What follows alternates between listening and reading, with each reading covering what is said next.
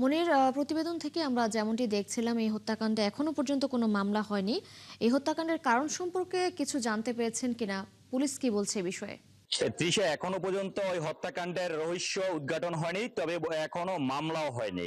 গতকাল রাত্রে মামলা আর যখন পুলিশ সুপারের সাথে কথা হয়, তিনি তখন বলেছেন যে চট্টগ্রাম যে ডিআইজি রয়েছেন মনিরুজ্জামান, তিনি রাতে ঘটনাস্থলে এসে পরিদর্শন করেছেন এবং সার্বিক বিষয়ে খোঁজ খবর নিয়েছেন এবং তিনি একটি দাবি করেছেন যে ওই ঘটনা উদ্ঘাটন করবেন, এই জন্য পুলিশের পক্ষ থেকে সার্বিক বিষয়টি নিয়ে কাজ করছেন।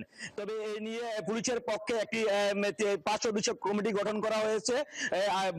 রায়পুর থানার ওসি তদন্ত আব্দুল মান্নানকে আহ্বায়ক করে 5 সদস্য কমিটি গঠন করা হয়।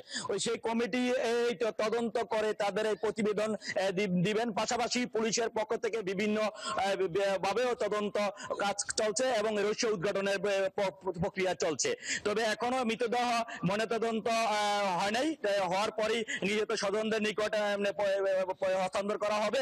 এরপরে মৃতদেহ তারা জানাজা শেষে মৃতদেহ তাদের পারিবারিক কবরস্থান রয়েছে, তাদের নিজ জেলায় নিয়ে দাপন সম্পূর্ণ করা হবে।